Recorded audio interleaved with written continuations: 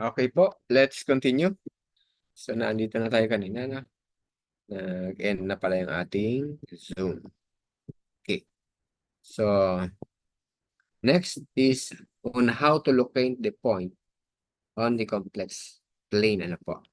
So, sabi natin, andito yung real axis. Dito yung mga positive values. Halimbawa, 0 muna. 0, 1, 2, 3, 4, 5, and so on. Sa kabila naman, 0, negative 1, negative 2, negative 3, and so on. Pataas ito yung J, so positive values niya. So, positive 1J, positive 2J, or J2, J3, J4, J5, and so on. Ito naman, negative J, negative J2 or 2J, negative 3J, and so on. Okay. Kaya yung points na or coordinates na 4, J4. So, 4 muna dito sa positive real axis.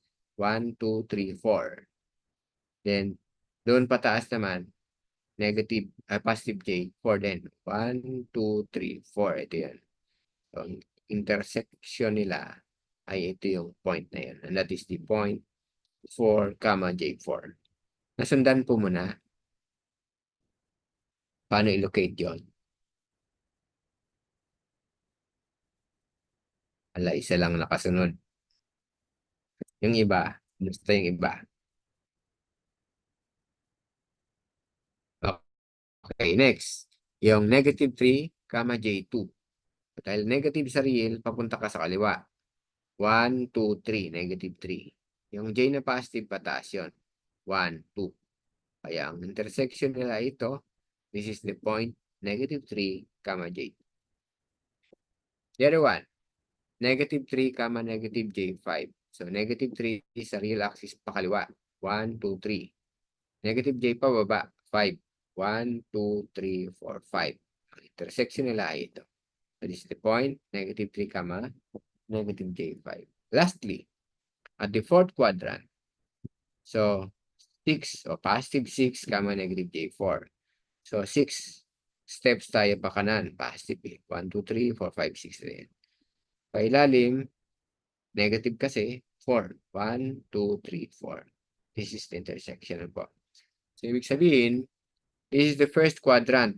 All values are positive. Second quadrant, negative and positive. Third quadrant, negative and negative. Last quadrant, positive and negative. Okay? Yan po ang mga location nila. So, yung complex numbers po ay may iba-ibang forms. The first one is rectangular form. The other one is polar form. Meron pa trigonometric form. And the other one is exponential form. Iba-ibang mga form nila. Ang madalas pong gamitin dito ay ang rectangular at ang polar form dito sa ating discussion. Sana po. Normally, polar nga kasi mas madali siyang mag-compute. But anyway, the rectangular form is A plus or minus JB. A is the real part. JB is the imaginary part. Ano po? So, kaya example nito ay 3 plus J4. Ano po? The other one is polar form or Steinmetz form. It takes the form of R angle of plus or minus theta. Theta is in degrees. Ano po? So, R is the magnitude. Then, theta is the angle or the argument or displacement in degrees.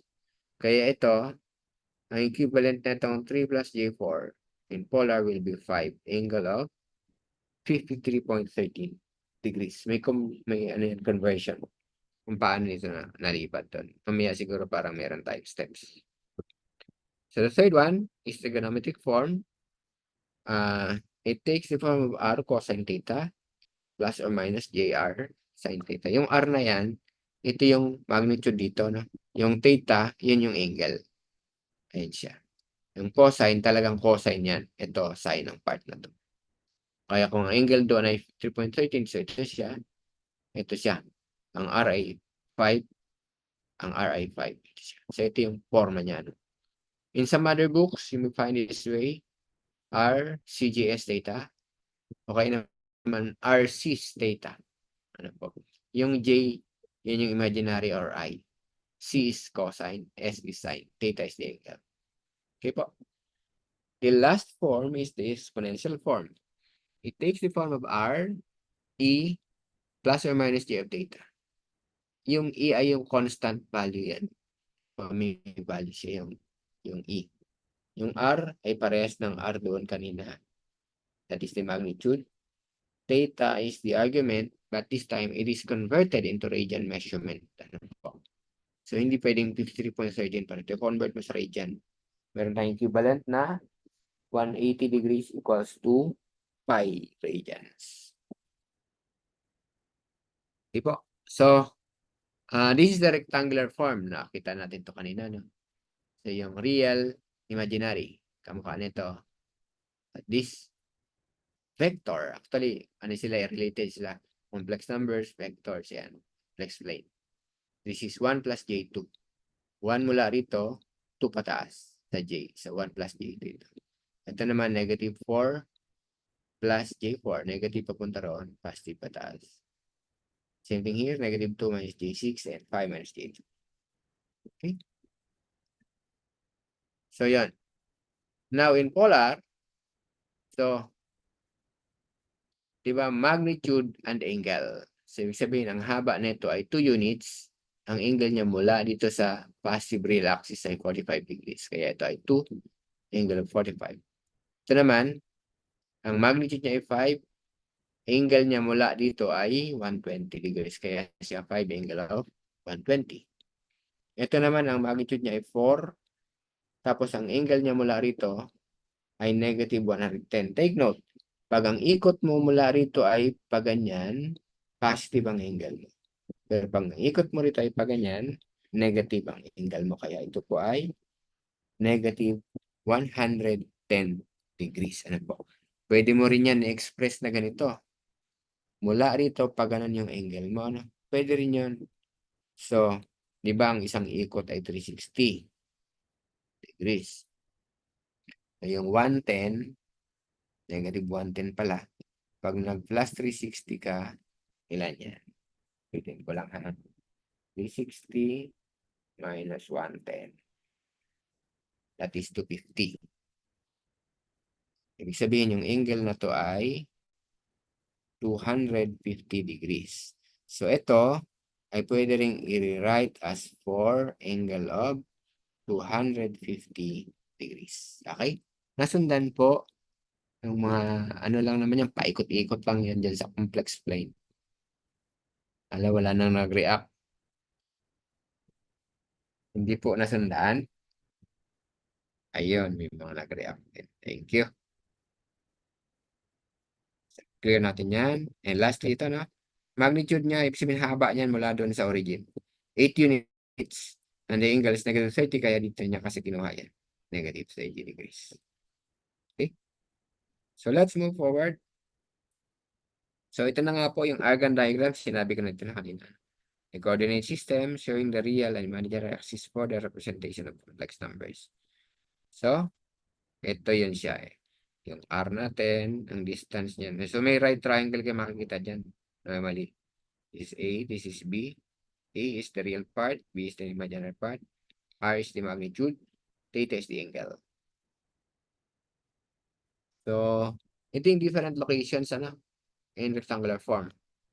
Kunyari, point 1 is here. Siyempre, meron kang real part. Kunyari, x yun. Pero wala kang imaginary part sa 0. Kaya, x plus j0 or simple x. Ano po? Pag dito ka naman sa point 2, mayroon kang value ng x, may y. X plus jy yan. Ano po? Ayun siya. Pag dito ka, wala kang real part kasi nandito ka nga, wala ka dito o dito. So, 0 yung x mo. Y mo meron dito. Kaya jy yan. 0 plus jy or simply jy. Pag dito naman, negative yung iyong x, positive yung iyong y. Kaya negative x plus jy. So, ganun lang din naman yan dito. Hindi natin sisihin masyado. The equivalent values, kunyari itong point 1 na to, siyempre, ang haba nito ay r. Ang angle niya 0. Kasi nandun mismo sa reference. So, 0 degrees. Ito naman point 2. Ito na ngayon ang R niya. Ang angle niya ay angle mula rito hanggang doon. So, kunyari, alpha yan. Kaya R angle of alpha. Pag nasa point 3 ka, ang angle mo 90 degrees. Eksakto yan. Kaya R angle 90. Okay? Ito naman, pag nandito ka banda, ang alpha mo bali ay nandito. Kasi dito ka makakagawa ng right triangle. May value kasi ng x nandito. Yung y mo nandun. Kaya dito yun siya. So, yung angle mo makuha ito. Kunyari, alpha yon. Kaya para makuha mo yung angle na from the reference, ito yon. Drawing natin. So, ito yung iyong triangle na magagawa. Okay, ito kasi yung iyong x dito. Ito yung iyong y. So, ang angle na mo magagawa rito ay alpha. Ito. Ang iyong reference ay ito. Itong kailangan mong angle theta. Yan yung theta. So, your theta will be, this is 180 minus alpha. 180 degrees minus alpha. This will be your theta. Na siyang ilalagay mong value dito. Yung R mo. Ito yung R. Haba nito. This is R. Okay? Nasusundan po.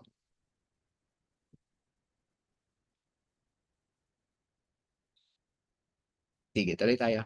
So, ganyan din po yan. Hindi natin isa-isahin lahat.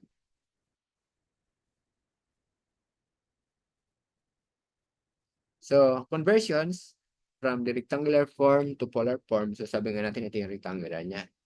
Pag kinonvert sa polar, dapat ang form niya ay ganito na, ano? In which R is the square root of R squared plus, A squared plus B squared. Kinuha yan sa, dito, sa forma na ito. Ito yung A, ito yung B, ha? So, right triangle. And then, theta is the arctangent of B over A. Ano po? Pero hindi siya tumatama sa lahat ng quadrants. Kasi titignan mo rin kung nasan siya quadrant. Kaya for quadrant 1, ito yung mga value niya. 1 is positive 8, negative A yan. Siyempre, theta will be arctangent of B over A. Pagka naman sa quadrant 2 ka, ito na yung iyong theta. 180 minus the arctangent of B over A. Yung ginagawa natin kanina, ito yung alpha. Pag third quadrant, so plus ka. Pag fourth quadrant ka, sa 360 ka mag-minus. Para makuha mo yung tamang angle. So, an example here, kunyari ito, no? 3 plus J4. So, nasa first quadrant yan. Siyempre, R will be the square root of 3 squared plus 4 squared. That is equal to 5. Yung angle naman, arctangent B over A, 4 over 3 is 53.13 degrees. Ano po? So, meaning, equivalent value of 3 plus J4 will be 5 angle of 50.13 degrees. Ano po? Meron din yung mga conversion sa calcu, ano? So, kung gusto nyo aralin, pwede nyo tignan kung depende sa calcu ninyo kasi iba-iba ang calcu ninyo. Okay? This is another one. So, we have negative 3 plus J4. This is in second quadrant. Ano po? Second quadrant. So, R will be the same. 5 pa rin niya kasi negative 3 squared will be 9 also.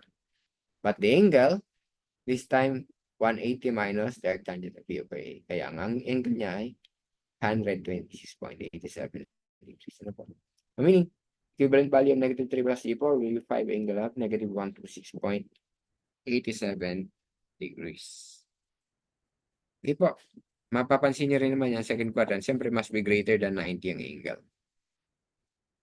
And next, this is at the third quadrant, negative and negative.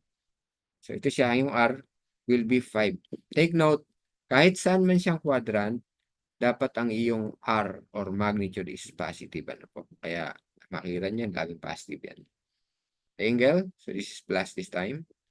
You have 233.13 degrees. Kaya ito yung equivalent. 5 angle of 233.13 degrees. At the fourth quadrant, yung ating A ay positive, yung ating B ay negative. Ano po?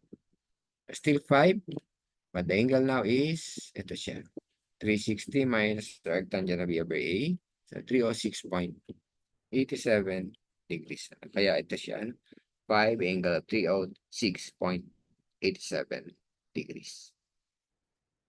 Okay, that is rectangular to polar. So ito yung pagka ang gamit mo ay 9N1 ES plus, I don't know, parang inano na yata ito sa board exam namin. Hindi na pinapayagan. So, anyway, sa inyo naman, wala naman kasi board exam nito. Pwede nyo pa rin siya gamitin na. So, may mga steps po dito, hindi ko na i-discuss kasi hindi tayo matatapos ng ating mga discussions ko. I-discuss ko pa rin yan dito. Pero nandito yan, pwede nyong silipin, ano po, kasi bibigay ko rin naman yung ating, ano ba ito? PowerPoint na ito. So, ito naman ay babalik polar to rectangular. So, kung polar, ang form mo ay R angle theta. Para magawa mong rectangular, kung mapapansin nyo, ito yung trigonometric form. Pag in-execute mo ito, kinalcue mo, ang lalabas yan ay rectangular form. Ano po? So, kamukha nito. 5 angle 3.13 to rectangular. So, ito na. 5 cosine of theta plus j 5 sine of theta sa trigonometric form. Pag kinumpute mo yan, this will be 3. Pag kinumpute mo daw, this will be 4. So, 3 plus j 4. Okay, nandun ka na sa rectangular form. Same thing here. 5 angle of 126.87. So, 5 cosine of 126.87 plus j. 5 sine 126.87. So, negative 3 plus j 4. So, ganun na rin yan dito. Hanggang sa dito. Okay. Tignan nyo lang yung ano ha, calculate ninyo pagka naka-degrees or naka-radians. So, ito mga naka-degrees siya. Kasi baka mamaya nandun kayo sa, ano ba to? Polar form. May radians yun. So, this is in degrees. Okay. So, ito ng calculate, ano po? Method 1, method 2. Discoveryhin nyo na lang yan. Also, we have addition or subtraction of complex numbers. So, again, ang complex ay A plus JB ang kanyang form. So, pag nag-add tayo ng parehas na rectangular, ang ina-add natin yung real to real at saka imaginary to imaginary. Kaya mukha nito, kunyari, ang unang complex number ay A1 plus JB1. Pangalawa naman ay A2 plus JB2. Ang ina-add natin ay A1 at A2. Tsaka yung JB1 plus JB2. Ang resulta niyan, kung ano man to, that will be equal to A plus JB. An example is this. 2 plus J6 plus 4 plus J5. So, 2 plus 4 yan, 6. Then, 6 plus 5 is 11. Pagka naman negative isa, para ka lang nag-minus. Negative 2 plus 4 will be 2. 6 plus negative 5 will be 1. Kaya 2 plus J, 1 or simply 2 plus J. Pag subtraction, ay parang addition lang din naman yan. 2 plus negative 4. Kaya 2 minus 4 will be negative 2. 6 minus 5 will be 1. Kaya negative 2 plus J. Ito ganun din. Negative 2 minus 4 will be negative 6. 6 minus minus becomes plus. 5 will be 11. Okay? Nasusundan po muna. May IC reactions ninyo. Okay. Tuloy tayo. Then, ito, pag may calculate. So, again, aralin nyo na lang yan. Paano siya? Multiplication of complex. So, parang yung sa algebra nyo lang, FOIL method. Pwede yun. So, ito, kamukha na ito. A1 plus JB1 times A2 plus JB2. Una muna, A1, A2. A1 times A2. Next, ang susunod ay A1 and JB2. So, A1, B2 ang resulta. Next, ito naman. JB1, A2. Siya. Next, JB1, JB2. So, J times J ang meron dito. J squared, negative 1 yun. Okay? Ayan siya. Tapos B1, B2. So, ang kukumbine natin, ang maging resulta kasi nito ay negative 1, B1, B2. Itong part na to. So, wala ng J. Ibig sabihin, real part na ito. Ito, real din. So, yun ang pagsasamahin natin. A1, A2, kung naman resulta niyan, minus B1, B2. So, yun yung pinaka-real mo. Tapos, kukombine mo rin ng mga imaginary values. Ito yung may mga J. So, ipa-plus mo yun kung ano man yan. The result will be JB. This is for rectangular. Pag polar, mas madali. Baba ito, ang R1 angle theta sub 1 yung una. Times R2 angle theta sub 2. Ang gagawin po ay i-multiply lang yung mga real values.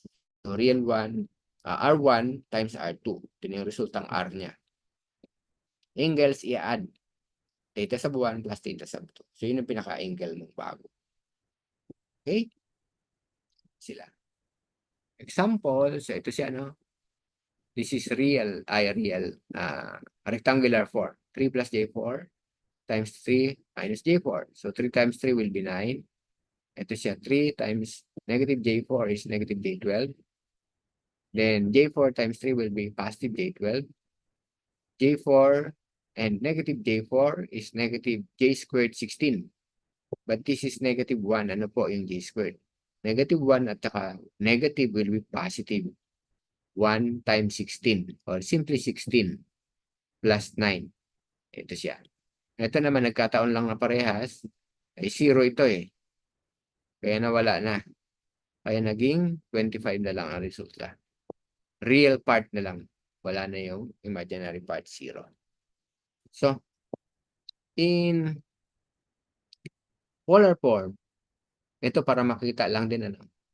Pag kinonvert itong 3 plus J4 is 5 angle of 53.13. Pag kinonvert naman itong 3 minus J4 is 5 angle of 306.87 degrees. So, multiply naman tayo dito using the polar form. So, real to real, 5 times 5 is 25. Add the angles, 53.13 and 306.87. 5 and 5 again is 25. This is 360. And 360 is also equal to 0.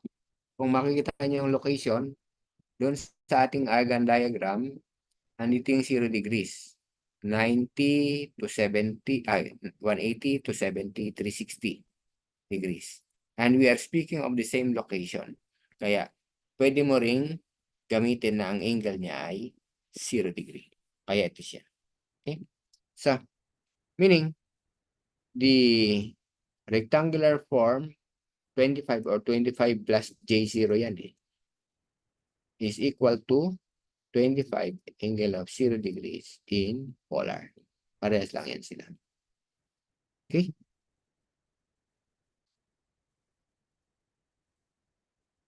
So, move tayo. Division naman, ano?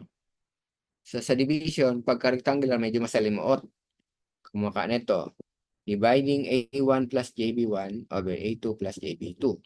So, instead of dividing, you have to multiply both the numerator and denominator by the conjugate of the denominator. Meaning, kung ito yung denominator mo, i-multiply mo yung taas at baba ng A2 minus JB2. Conjugate, ibig papalitan mo yung sign of imaginary part. Kaya ito naging minus lang.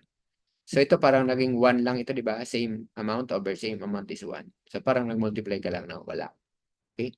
So, after nyan, siyempre multiply mo yung numerator to numerator and denominator to denominator. So ito yung magiging resulta. Gamitan mo ulit yan ng FOIL method. Ano po? So dito, ito magiging negative 1 ulit. Kaya magiging plus B1, B2. Kaya ito na siya. Ito naman, i-combine mo itong dalawa kung ano man resulta niyan. Yan magiging J part. Tapos, yung ilalim, parang yung sa algebra natin, A plus B, A minus B. That is A squared minus B squared. So ito rin yan. A squared, A sub 2 squared this time, minus J squared, B sub 2 squared. This is negative 1 again. Tapos negative pa, so positive na. Kaya ito yan. So, parang, pure numbers lang, walang J. Kaya ito, pag dinivide mo rito, ito yung real part mo. Ito, pag dinivide mo rito, ito yung imaginary part. Ano naman ang resulta niyan. Medyo maano nga lang, mahaba ang proseso niya. Pagka polar, mabilis ulit. Kamukha nito. R1 angle theta sub 1 divided by R2 angle theta sub 2. I-divide mo lang yung R1 over R2. So, subtract mo naman yung theta sub 2 sa taas. Kanina nag-add tayo sa multiplication dito, subtraction. Ganun lang po. Yung ilalim ang isusubtract sa iba po. Kung ano man resulta nito, yung bagong R mo, resulta nito bagong angle. Ganun po siya. Examples, ito, no? 3 plus J4 over 3 minus J4. So, ang pinaka-conjugate nitong ilalim ay plus. Kaya mapapansin nyo, plus ito mga to. And then multiply ulit. Resulta niyan, ito, no? Then, sa ilalim, magiging 3 squared plus j squared, 4 squared. Kaya naging plus 16 ito. So, this is 25. Ito naman, pag sinama ito, 9 at ito, negative 16, so negative 7. Ito, 24. Kaya pag pinagsama ng real, tsaka yung ilalim, ito siya, ito, 24 over 25 pa rin. So, this is now the form of rectangular form na result.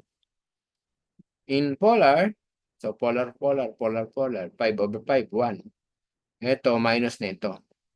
So, 53.13 degrees minus 306.7. That will be negative 253.74 degrees. So, mabilis lang talaga pag polar ang ating form na ginagamit. Hope na sundan. That is the end of the introduction na lang ang tawag natin dyan sa complex numbers. Marami pa yan, ano po, yung mga topics with regards to complex numbers pag kayo ay siguro nag-advanced math na. So, doon yun sa topic na yun. In-introduce natin to kasi kailangan natin ang konsepto nito sa AC circuits.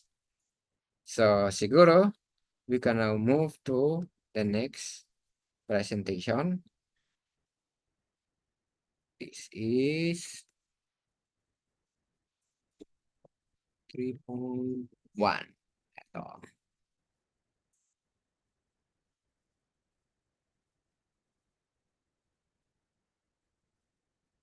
Okay, nakikita na po? Yes, yung reactions. Sige. Application of complex numbers to series AC circuits. So, consider this diagram. Ito siya. So, the diagram shows a series RL and also we have the source voltage V. We let the voltage sub at R be V sub R and voltage sub at L be V sub L. So, if we're going to express voltage in terms of the voltage drop of R and VL, it takes the form of V equals V sub R plus J VL. So, mapapansin niyo nandito yung ating real part, nandito yung ating imaginary part sa nasa L, ano po. So, we have VR plus J VL. Pagka kasi pinlat yan, kaya siya nagkaganito. Siyempre, current dito ay common sa lahat. So, ito yung reference natin sa ating phasor diagram. Makikita nyo, ito yung R. Now, with respect to R, yung voltage at current noon ay in phase. Kaya ito yung C sub R, ito yung I. Yun namang L, ang voltage sub nyo, di ba, laging ang current. So, kung ito yung voltage, ito yung current dapat. Kasi current ngayon ang reference natin, kaya tumaas to. So, from the original point going to that last point, that is your voltage V. Okay? Kaya ito, kung maalala nyo yung argon diagram kanina, argon diagram. Ito yung ating J. Yan. Ito yung ating real part. So, real part, positive BR plus JVL pataas. Kaya ito siya. Okay? Hope nasundan.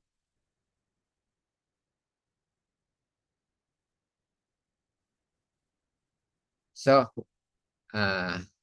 kanina, meron tayong V equals VR plus JVL. So, pag ginamitan po ng Ohm's law, VR is equal to IR also. And VL is IXL mula doon sa mga discussions natin. Kaya magiging ganito siya, V equals IR plus J IXL. And we can see here that I is common, series naman siya. So pag inoman factor yun, matitira R plus JXL. Ano po? And R plus JXL is equivalent to Z. Ano po? Z is impedance, if you remember kanina.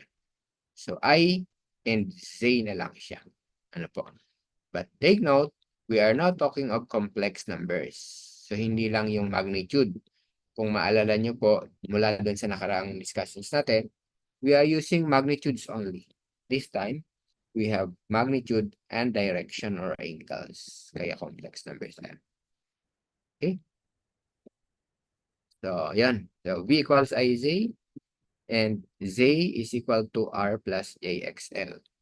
Ito yun, mula yan dito. Yan. Z equals R plus JXL.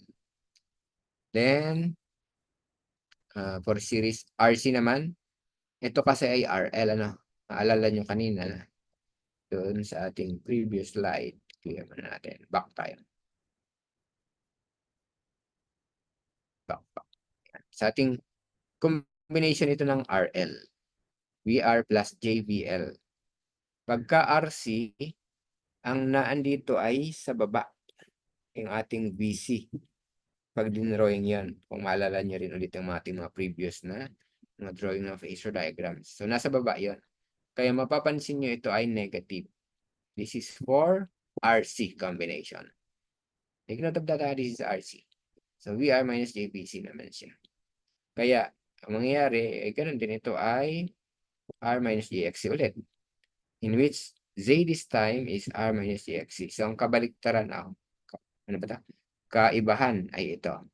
Minus, plus. Para sa impedance ni RL and RC, respectively. Okay? Yun ang naiba sa kanila. So, ano ba ito? The impedance of series RL circuit is determined by the resistance inductive reactance. XL is JXL pag ginamit natin yan sa ano, sa form ng complex. Ano po? Kaya ito na nga siya, Z equals R plus JXL. Pagka capacitance, ZR minus JXC. Okay? So, ito pa rin yung ating mga pinakikita dati.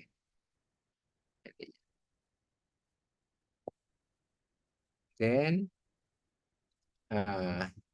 for the angle of impedance, ito kasi ay ano lang to. Diba, ang ating, let me annotate again. Ating impedance kanina is R plus JXL. This is rectangular form. If you are going to obtain the polar form, ito yung polar form niya. If you remember kanina yung conversion natin, this is R. Okay? And this is your theta.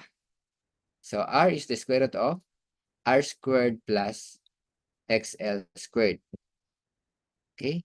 Kanina, A, kung maalala nyo ulit, this is A squared plus B squared. Parehas lang yan. Ginagamit na ngayon sa application.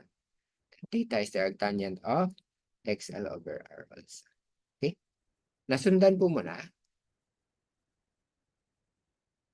Mas madali kasing gamitin ang polar form sa calculations. Kaya ganyan siya. May mga conversion kahit pa paano.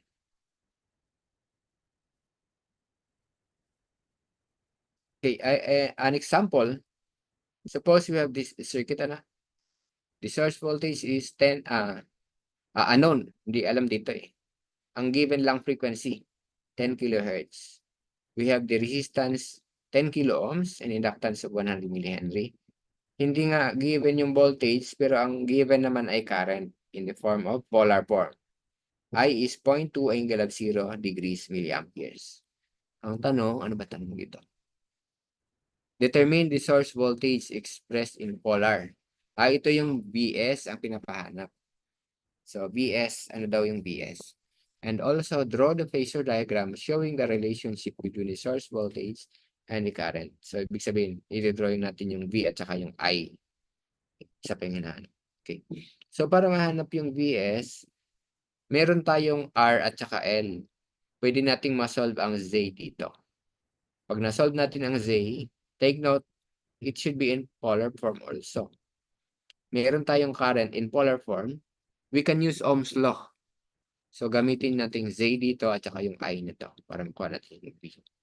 Also in polar form. So, ang result natin, polar form din dapat. Okay po. So, ganito yun, ano? XL again is 2 pi FL. Formulas pa natin yung kanina. Next week, last week pa. So, 2 pi FL, F is 10 kHz, L is 100 millihenry. Kaya meron tayong 6.28 kilo ohms. Yung R natin ay given yon, ang value niya ay 10 kilo ohms. So, puro kilo. Ano po, okay lang naman kilo naman. Ibig sabihin, Z is kilo also. So, Z is R plus JXL. 10 kilo plus J, 6.28 kilo. In polar, so ito na nga po yung pinaka-R natin. Ano? The square root of 10 squared plus 6.28 squared, 11.8. Arctangent of XL over R. So, 6.28 over 10. Kaya meron tayong 32.1 degrees. So, 11.8 angle of 32.1 degrees kilo. Sino natin say? Take note, polar form din to. Yung current kanina, polar form din yun. So, by Ohm's law, V equals IZ. This is given for I. 0.2 angle 0 milliamperes. Ito naman, na-solve natin ito ngayon. 11.8 angle 32.1 degrees kilo ohms. So, IZ, ang unit niya ay voltage. Result. Multiply R, yung lahat ng R, real to, magnitude to magnitude. Yung kanina, sa multiplication of complex numbers. So, 0.2 times 11.8 will give you 2.36. Ito naman, we add 0 and 32.1. So, 32.1 pa rin. Okay? Kaya ito, 32.1. Yung milli naman, this is 10 to the negative 3. I have 1 minute na lang. This is 10 to the negative 3. Yung kilo ay 10 to the 3. Ang resulta niyan, 10 to the 0 or 1. Kaya mapapansin nyo, wala na kayo nakitang unit yan. Okay po. So, yun siya. I have 1 minute na lang. Anyway, end na yata ito na computation niya. Ay, andito pa yung phasor diagram. So, kanina, paano ipa-plot? Yung current mo, angle ay 0 degrees. So, dapat nasa real axis siya. Point. Ayan. Yung voltage mo, 32.1 degrees. 2.36 yan. So, this is 32.1 degrees. Okay po. The magnitude is 2.36. Kaya ito yung phasor diagram ng dalawa. Okay? So, stop ko na ito and I'll be sending a new link